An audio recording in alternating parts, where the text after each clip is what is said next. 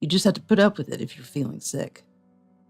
My husband demanded intimacy at night while I was suffering from morning sickness. Seeing me refuse because of nausea, he looked thoroughly annoyed and tried to force his way. When I asked him to at least use protection, he sighed with frustration and said,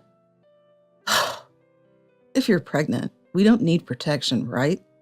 As a wife, you should fulfill your duties instead of making excuses. My name is Mia, a 27-year-old office worker at a foreign trading company. I married Richard, a colleague from the same company, a year ago. He's a year older at 28, with a handsome, refreshing look, making him very popular among the female staff. Moreover, as the ace of the sales department, he brings in results every month and has the trust of his superiors. Despite his capabilities, he never brags about his work and remains humble, always ready to help his juniors with their work, making his personality seem perfect. I was one of those who admired such a perfect husband. Surprisingly, he was the one who initiated our relationship. When I had finally completed a project after many overtime hours, he approached me out of the blue, invited me for a meal as a gesture of appreciation. I was surprised, but pleased to be approached by the senior I admired, and accepted the invitation to go to his favorite restaurant. As expected of the ace of the sales department, he had interesting stories to share and was a good listener, making our time together enjoyable and meaningful. After that, we started going out for meals regularly, and before I knew it, our relationship had begun with someone I thought was out of my reach. The progression from there was swift, with us going out together in various places, and him supporting me both at work and personally, becoming my rock. On our first anniversary, at the same restaurant where we first dined, Mia, I can't imagine life without you. I want to make you happy forever. Will you marry me? He proposed with a bouquet of 100 roses. I'm so happy. Yes, I will marry you. Of course, my answer was a joyful yes. We announced our marriage at work, and our colleagues were happy for us, saying we made a perfect couple. Soon after, we had a lavish wedding ceremony. Our parents were moved to tears seeing me in my wedding dress, overjoyed for us. I couldn't believe this manga-like situation I was in, marrying the man I've always loved, and felt so happy it almost seemed like a dream. One day, feeling unwell with waves of nausea from the morning, I decided to leave work early as it wouldn't stop. Suspecting the cause, I used a pregnancy test, and it showed a positive result. Both my husband and I had been longing for a child, so I immediately sent him a message to share the news. He replied right away, sharing his joy. Later, I heard from a colleague that upon receiving my message, my husband was so overjoyed that he jumped around and cried at work. With this pregnancy, I decided to resign from my job. I loved my work and felt a sense of fulfillment, planning to work until the last possible moment before taking maternity leave. However, my husband didn't agree. Mia, I'm worried about you and our baby. I earn enough, so isn't it better if you quit your job? Put the baby and yourself first. He advised me to quit. Initially, I was resistant to becoming a housewife. But, given it was my first pregnancy, I was somewhat anxious, and above all, I was touched by my husband's concern and care for me and our child. So I accepted his suggestion and resigned. When I announced my resignation at work, my colleagues were very disappointed. But I was determined to do my best for my future with my husband's words in my heart. At that time, I thought I had an ideal husband who asked me to prioritize our child and myself over work, considering his earnings sufficient. But as soon as I quit my job, his selfish and egocentric true nature began to reveal itself. That day, I was struggling with severe morning sickness from the morning, making it hard even to prepare meals. So I bought some frozen food from the supermarket. When my husband came home, I served the reheated frozen food for dinner, to which he clearly showed his displeasure with a click of his tongue. You can't be serious that this is all we're having for dinner today? I'm sorry, I've been feeling too sick to cook since this morning. So I bought some frozen food from the supermarket. At that moment, my husband slammed his fist on the table and threw the fork he was holding at me. Caught off guard and stunned, I didn't realize what had happened. Your job is to be a housewife. Can't you even do something as simple as cooking? You're really useless. When he yelled at me, with an anger I had never heard before. I'm sorry. Please don't be so angry. Shaken by this side of my husband I had never seen, I hurriedly picked up the fork and apologized, holding back tears. However, he was so upset that he locked himself in his room. This incident started a pattern where my husband would lose his temper and throw tantrums whenever he was dissatisfied with any household task I did or didn't do. Today, he got angry again because I hadn't finished folding the laundry before he came home, kicking furniture around in a rage. As usual, I apologized while crying, and then he said something shocking. You're such a useless woman. Listen, I only married you because I like your face. It's a face I can overlook other faults for. He boldly stated he married me just because he liked my face. There might come a man who earns more than me and goes after you just for your looks. Being a housewife means you don't have to worry about that. And without your own income, you can't easily divorce me, right? Especially when we have a child. Think you can raise a child without a job? Hand over custody to me. Pay child support? Impossible. I was speechless at his audacity in stating the reasons he made me quit my job. I lost all confidence in building a future with a husband who could say such things. Naturally, the thought of divorce came to mind. However, frustrating as it was, thinking of our unborn child, I didn't have the courage to demand a divorce at that moment. Since I wasn't at fault, I wanted to retaliate before divorcing him. With that in mind, despite feeling nauseous from the morning sickness, I started planning my escape from him. Then, on a particularly bad day of morning sickness, when I could do nothing but vomit or lie down, I was lying on the living room sofa. I must have fallen asleep because, before long, my husband came home from work. I hurriedly got up. Welcome home. I fell asleep. I'll start making dinner right away. It's okay today. I already ate with a client. Okay, that's good. Relieved that he wasn't going to be in a bad mood, I lay down again since I was still feeling unwell. After changing out of his suit, my husband approached me lying on the sofa, kissed me, and demanded intimacy. I'm sorry, but I'm feeling too sick today to be in the mood. Can we please wait until another time? I gently refused, citing my morning sickness. When I'm making a move, you're not supposed to refuse. But he immediately turned red with anger and yelled. Knowing arguing would worsen his mood and affect me later, I reluctantly gave in, despite feeling sick. But he attempted to proceed without contraception. When I insisted, please, you have to use protection, he frowned and headed to the bathroom. After kicking things around and making a scene, he returned to the living room quickly. We're out of stock. If we don't have any, can't help it, right? As he aggressively reached for my clothes, I desperately resisted, citing the baby's safety. He threw his bag at my face, clearly annoyed.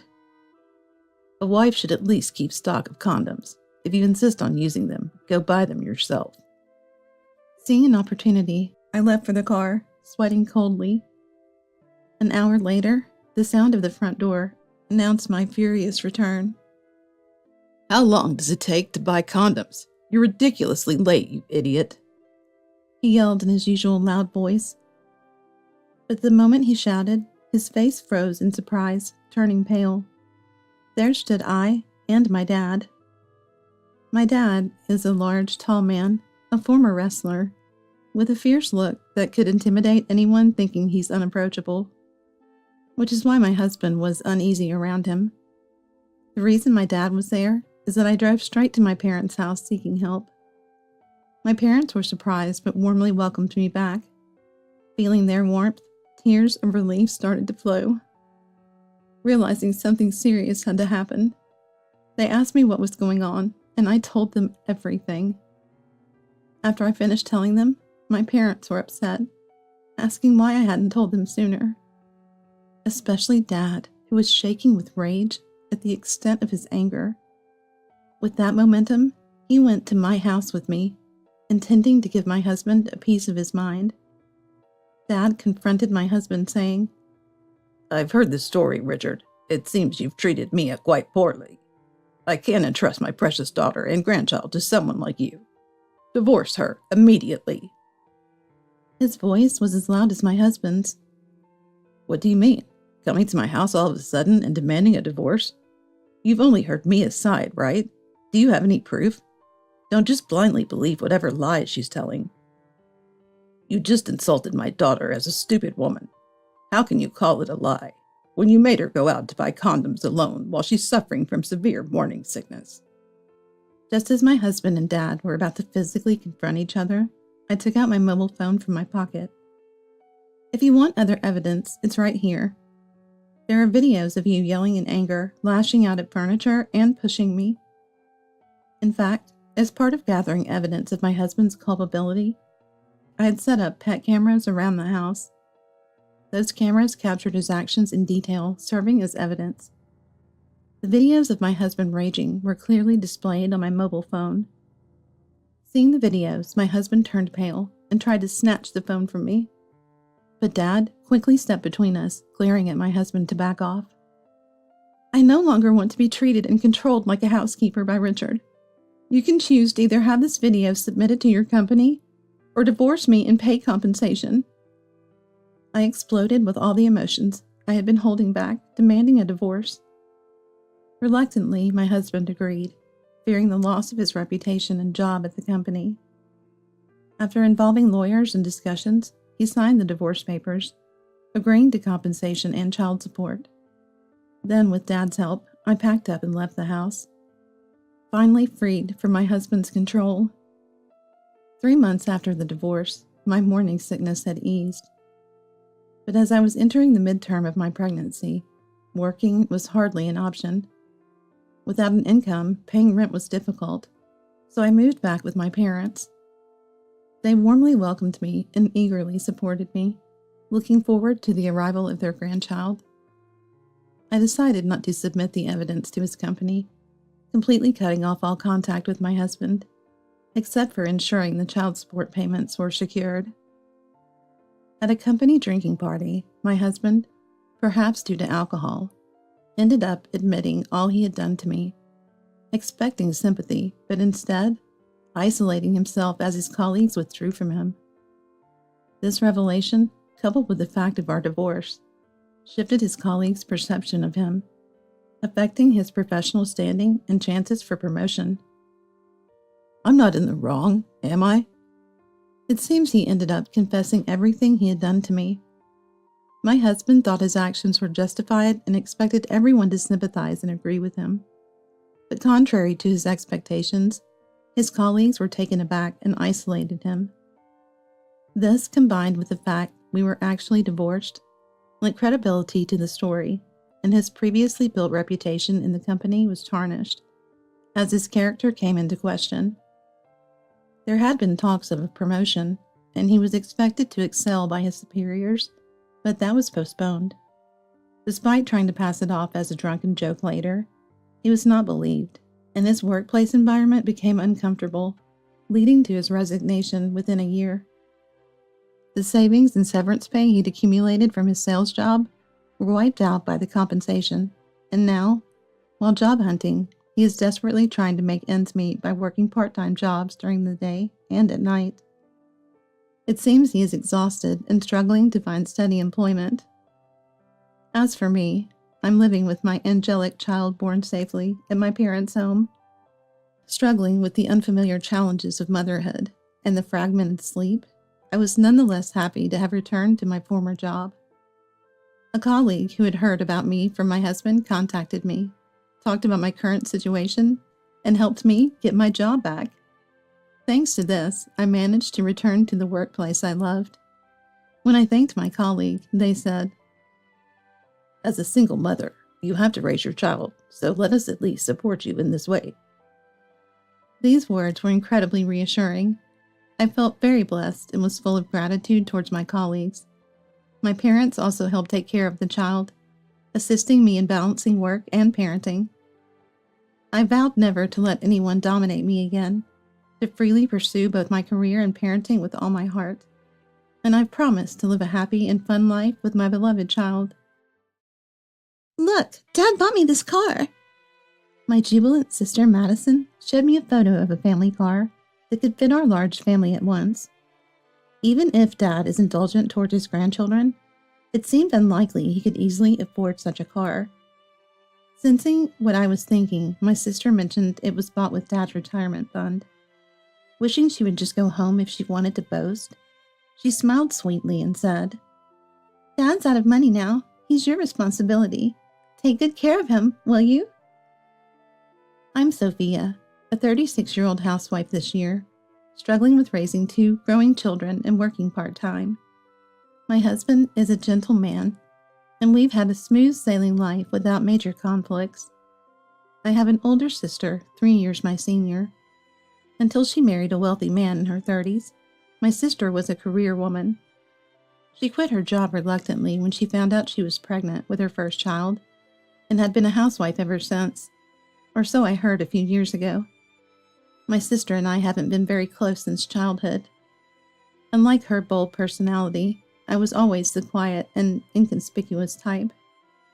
On the other hand, my sister was quite assertive, often getting into verbal fights with classmates, and maintained that temperament at home.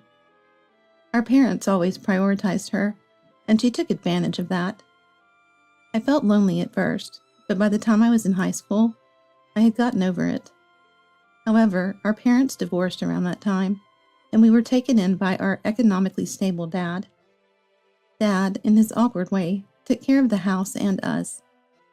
Since my sister went off to college and rarely came home, it was essentially just Dad and me living together. We had a simple but enjoyable life, sharing many conversations. I moved away for junior college, then met my husband at work and got married. So I never returned to live in the family home where Dad was alone. Years later, I was informed that Dad and my sister's family began living together. After Dad suffered a stroke at work and was rushed to the hospital, fortunately he was treated quickly and had almost no after effects, but living alone was deemed too risky, so my sister proposed they live together.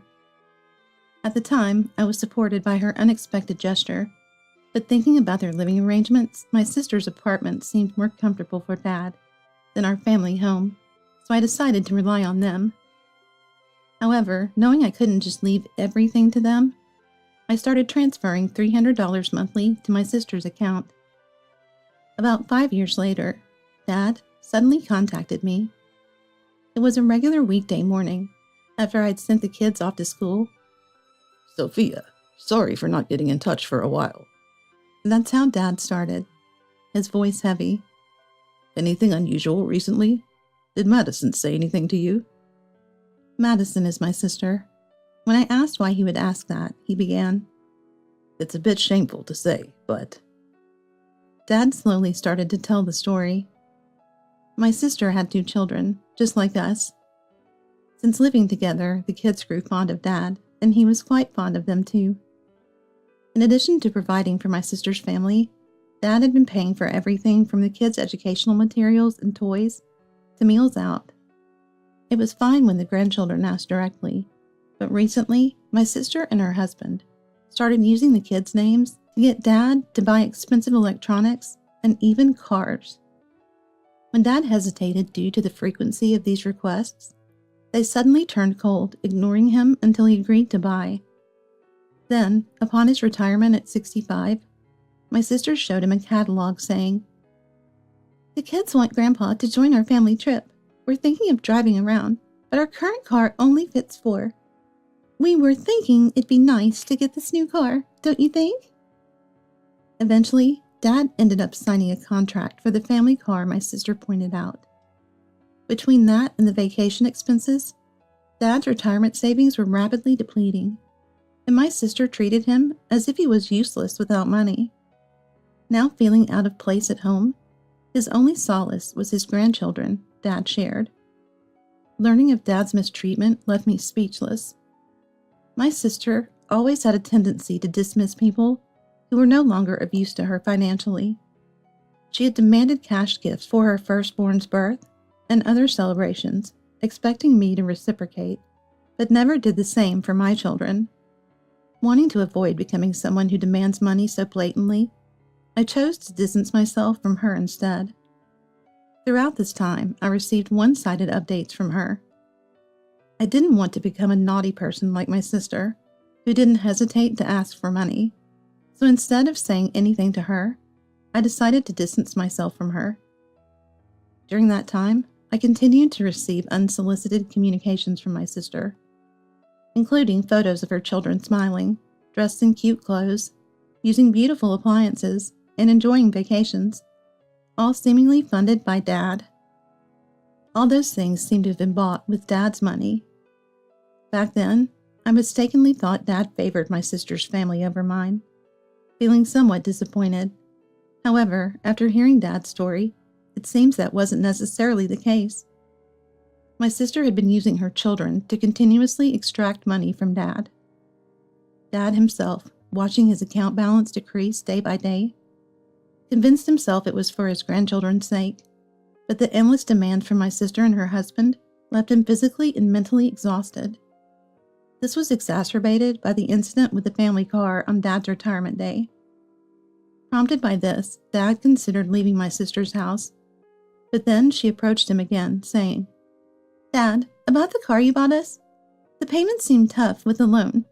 The kids have education plans, and it's going to be expensive.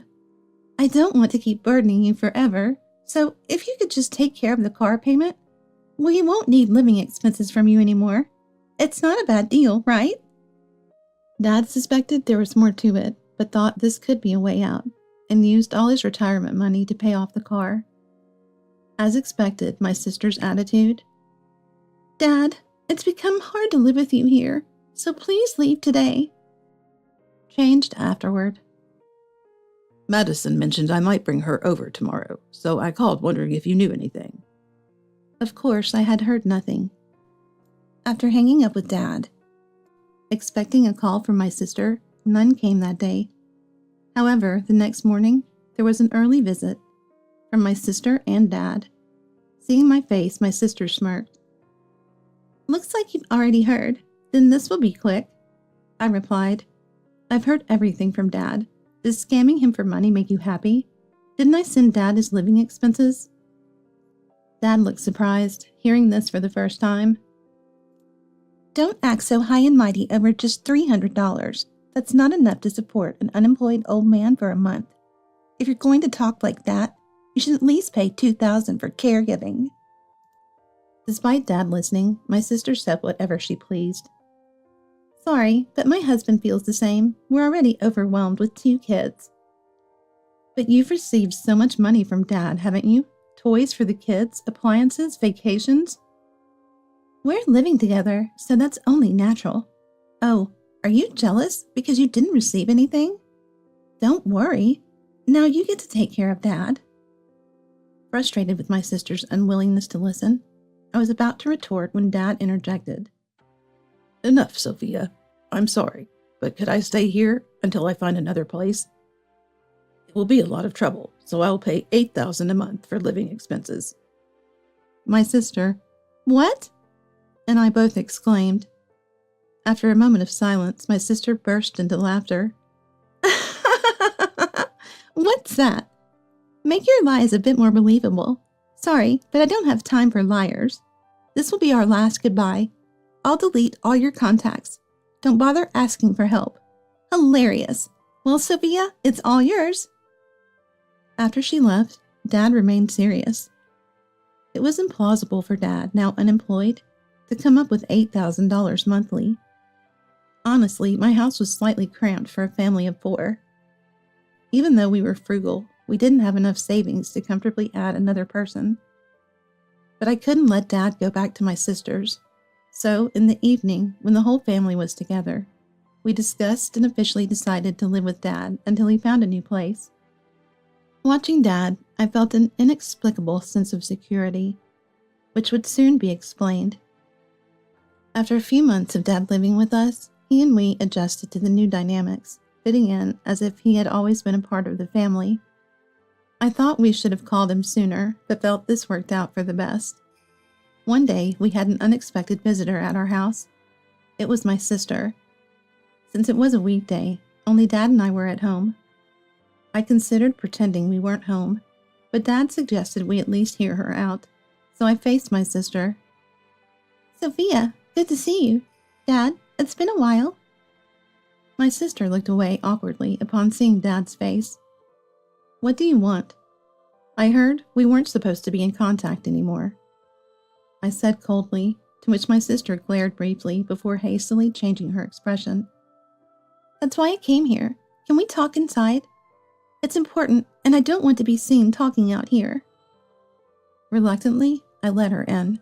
Once we were inside at the dining table, "I'm in need of some money. Could you lend me some?" she immediately said. Dad and I exchanged surprised looks. "Doesn't your husband earn well? So just a little bit would help, right?" I was baffled by her request. As you can see, we live modestly. We don't have money to lend. "But you're living comfortably, even with Dad here. Does that mean you have savings? You've always been good at saving."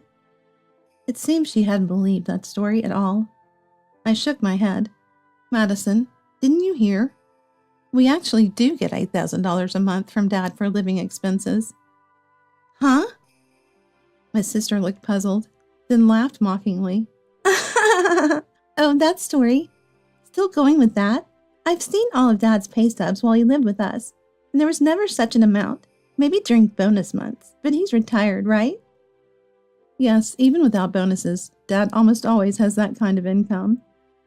Dad nodded in agreement, but my sister still refused to believe. "So you're saying you have enough to spare? My kids are going on their first field trip, so I need money for a backpack, lunch money?" I sighed and replied, "Did you ever do anything for my kids? You ignored my pregnancy announcement. You only contact me when it suits you, and it's always about money. If your husband earns well, that should be enough. Why do you always need more money?" My sister fell silent, pondering, then suddenly stood up. "Fine. I can't expect anything from poor people. This really is the last time I'll have to see your annoying faces. Goodbye." She left hurriedly after her defiant parting words. "Even though you came to visit me, what's with that attitude?" Dad and I just shrugged at each other. If Madison had apologized sincerely, I might have told her the truth. With her attitude, she'd just try to take more if she knew about your real estate income. You do this, you don't need to work because of it. Maybe so. I've had enough of them while we lived together. No need to tell them anything now. Dad looked somewhat sad. It pained me to see Dad upset because of my sister. But knowing she can't get money from us anymore, I doubted we'd see her again. Yet, just 3 months later, she contacted us again. Surprisingly, from a payphone. "Hey, where have you been?" she ranted urgently. "Thought you said you wouldn't contact us again."